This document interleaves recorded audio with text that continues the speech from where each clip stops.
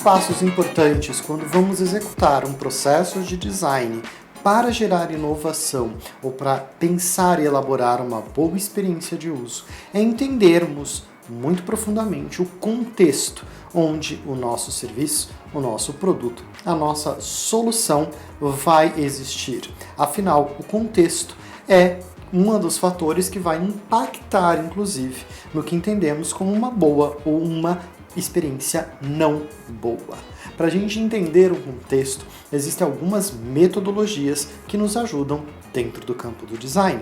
Esse é o tema desse vídeo. A gente vai conhecer algumas metodologias para que a gente possa aplicar e compreender bem o contexto onde o nosso projeto vai estar, existir e entregar valor, baseado principalmente na obra de Vijay Kumar, a obra 101 Métodos de Design, 101 Metodologias de Design, o professor Vijay, que tem uma larga experiência na elaboração e em fomentar inovação por meio da aplicação do design. O professor Vijay nos traz, então, aí 7 modos para a gente inovar, para que a gente possa aplicar design, para que a gente possa construir melhores soluções. Os 7 modos, eles são não lineares e iterativos, ou seja, você pode aplicar qualquer um deles, pode repetir a aplicação de qualquer um deles dentro do que for necessário, sem necessariamente seguir uma ordem lógica de 1 até 7. Neste vídeo, nesta conversa, nós estamos falando do item 2, conhecer o contexto. Novamente, podemos aplicar isso sempre que necessário. Não precisamos necessariamente ser o passo 2 do nosso processo, mas é importante que a gente conheça o contexto onde a gente vai aplicar. Para iniciar, é importante a gente compreender que existem pelo menos 6 passos fundamentais para a gente conhecer o contexto de atuação de um processo, de um projeto de design. Esses 6 passos são, num primeiro momento, a gente precisa planejar a pesquisa.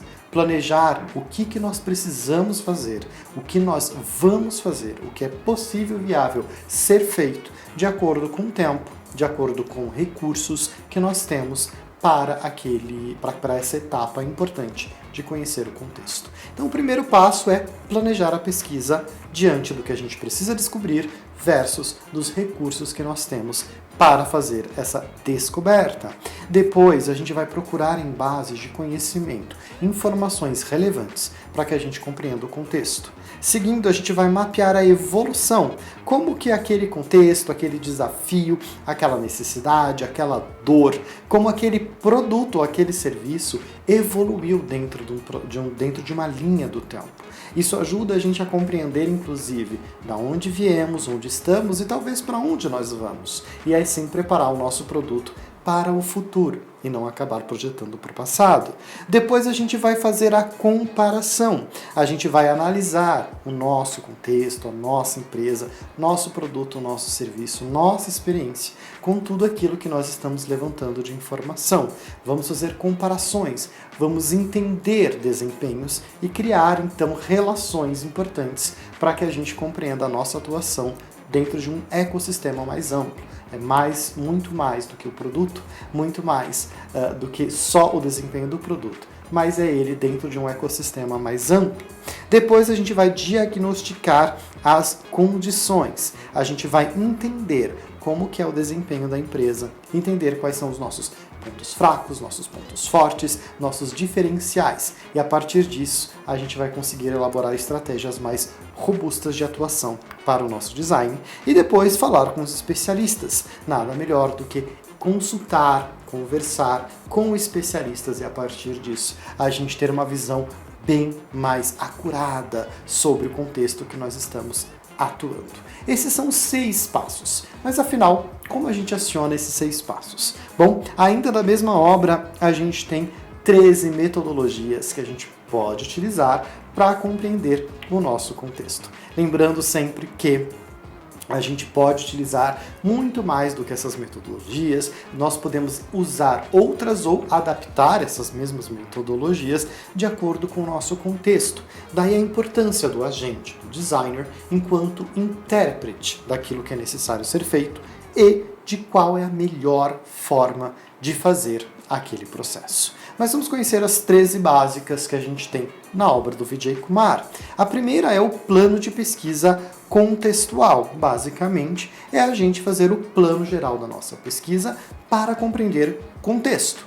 Contexto do produto, contexto do serviço, contexto da experiência, contexto da empresa, contexto da dor, contexto da necessidade. Basicamente, esse é o plano da pesquisa. Depois, a pesquisa em mídia popular, que é a gente encontrar em qualquer campo, em qualquer ponto que pudermos, fatos que são relevantes para aquele contexto, para aquela dor, para aquela necessidade, para o produto ou serviço que nós vamos executar. Depois, a pesquisa de publicações. Vamos olhar para as publicações para entender o que é falado sobre aquele tópico especificamente. O que a gente tem de informações ainda mais profundas, né, com mais respaldo científico, talvez. Olhar para essas publicações e entender um pouco melhor o contexto. O mapa de eras, que é essa timeline, como que isso evoluiu dentro do tempo. Seja o produto, seja o serviço, ou às vezes a dor, a necessidade das pessoas. Como evoluiu essa necessidade? Como ela é hoje resolvida? Como ela foi resolvida no passado? São questões que nós podemos compreender para mapear como será que essa mesma dor, essa necessidade, será resolvida no futuro. O mapa da evolução, da inovação. É a gente olhar então para companhia, para a indústria, para um segmento e entender como ele evoluiu. Né? Olhar, por exemplo, o segmento da beleza, como que ele evoluiu, como esse segmento começou no passado, como ele está hoje, para onde ele está indo. Entender de uma forma mais ampla, então, a evolução da inovação. O perfil financeiro também ajuda muito. Vamos falar aqui de modelos de negócios. Como que eram os modelos de negócios antes? Por exemplo, era totalmente atrelado à venda de produto. Hoje está produto e serviço atrelado àquilo. Como que isso está funcionando? São análises de perfil financeiro. Acompanhando, a gente tem os modelos análogos que nos ajudam muito a buscar uma inovação e trazer ali uma refrescância, talvez, em relação àquilo que a gente vai ofertar, que é basicamente olhar para players que não estão exatamente no nosso segmento, mas que têm ali serviços ou que têm uma estrutura que a gente pode trazer, adaptar e tornar o nosso serviço ainda mais interessante, a nossa experiência ainda melhor para os usuários. O mercado análogo é muito importante, a experiência análoga é muito importante. O mapa de competidores e complementares também. Quem são os players que vão competir diretamente com a gente ou já competem, como eles atuam, e mesmo os complementares, novamente, são segmentos, produtos, serviços que não estão necessariamente atrelados ou diretamente atrelados ao que fazemos, mas que estão próximos suficientes para serem conhecidos pelo nosso público-alvo, por exemplo. E a gente pode beber da fonte deles para elaborar uma experiência, um produto ou um serviço melhor. Depois o diagnóstico dos 10 tipos de inovação. Também é um framework que a gente trabalha com perguntas e respostas para entender como é que está a inovação dentro daquele segmento a partir de 10 tópicos específicos. Nós também temos o diagnóstico da indústria, que é a gente entender os aspectos chaves daquela indústria e tornar mais claro o atual estado de saúde daquela indústria, daquele segmento específico, aonde estão indo mais investimentos e onde os investimentos estão sendo reduzidos naquele momento, para a gente analisar. A análise fofa, ou a SWOT, muito conhecida, que basicamente é entender as forças, fraquezas, as forças, oportunidades, as fraquezas e ameaças da empresa, para que a gente possa ter um mapa para então definir melhores estratégias. As entrevistas com os especialistas no assunto, bem importante da gente fazer, também porque especialistas são pessoas que olham e estudam aquele segmento, aquela dor, aquele mercado, aquele produto, aquele serviço de uma forma muito profunda. E empresas não necessariamente têm constantemente a pesquisa dentro daquele segmento, daquela dor, daquele ponto específico. Não necessariamente. Às vezes temos, às vezes não. Então consultamos, trazemos então consultores, experts, especialistas nos assuntos para nos ajudar a elaborar melhor essas soluções que nós temos dentro do nosso portfólio de produtos, ou elaborar uma solução que eu ainda não tenho, mas que eu quero desenvolver e colocar como algo a mais dentro do nosso portfólio de produtos. E nós temos então a 13ª metodologia, que são as discussões em grupos de interesses. Reunir pessoas e a partir de tópicos, conversas e diversas ferramentas, a gente elencar ali um grupo de insights para aquilo especificamente. Dentro do contexto, a gente fala muito das pessoas especialistas no assunto, tá? Aqui estamos falando de especialistas, aqui a gente está falando de grupos de pessoas com grande conhecimento daquilo e não necessariamente dos usuários, tá? Do cliente final, porque isso fica na etapa de conhecer as pessoas, que a gente vai ver em outro vídeo aqui do canal. Eu falo especificamente sobre a etapa de conhecer pessoas. Aqui a gente está falando de conhecer contextos. Então, nesse específico, a discussão de grupos de interesses são dos nossos especialistas, pessoas com grande conhecimento, que a gente pode guiar uma conversa.